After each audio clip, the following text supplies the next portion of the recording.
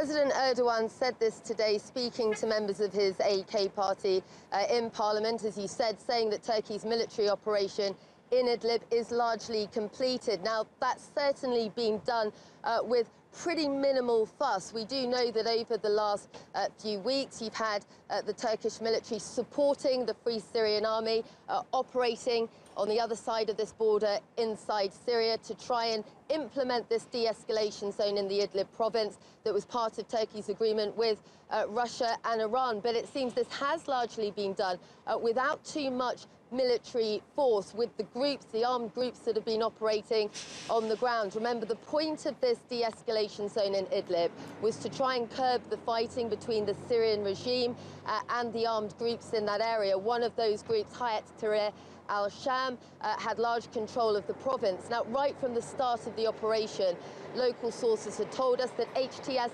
didn't have the appetite for a full confrontation with the Turkish military, nor indeed the Turkish military for that kind of military confrontation. So it does seem from the comments from President Erdogan today saying that this operation is largely completed, that has perhaps managed to be done with local agreements between different groups on the ground. There's still a lot of questions to be answered about what exactly that situation now looks like inside the Idlib province, but certainly a step forward in trying to implement that de-escalation zone. Now, you mentioned that there maybe wasn't much appetite for military action there, but it seems to have completed with very little military action. Tell us a bit more about how this de-escalation zone actually came about.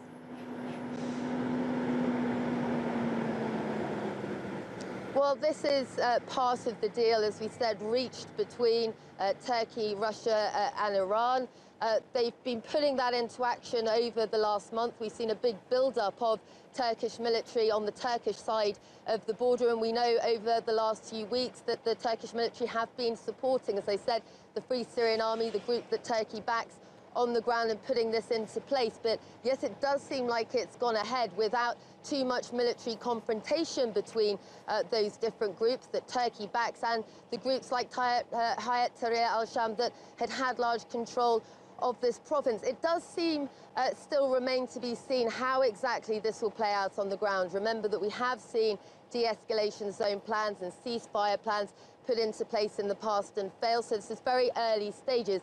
And it's also worth noting that this might not be the end of the operations completely. Whilst President Erdogan today did say that the Idlib operation is largely completed by the Turkish military, we also know that Turkey's made it very clear that part of their plan is to try and contain some of the Kurdish groups that have been operating in these border areas. Now, Idlib's some 60 kilometres in this direction on the border. You've then got Afrin, that's the neighbouring province, and we know that Afrin is largely controlled by the YPG, the Kurdish Arab alliance that have been fighting the Syrian regime with US backing, but that Turkey says is an extension of the PKK terror group.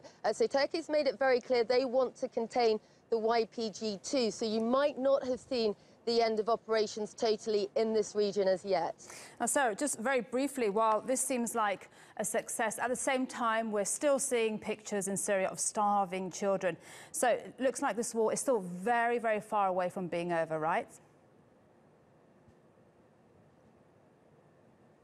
Very much so, and it's very difficult to try and align the different bits of information that come out from Syria. On the one hand, you have talk of a de-escalation zone, which seems on the surface certainly a success, at least for civilians perhaps inside of Idlib province. But on the other hand, we've seen the news coming from eastern Ghouta. This is an area near Syria's capital, Damascus, that's been besieged for a long time now. We've seen these siege tactics from the Syrian regime in the past. It's thought some 400,000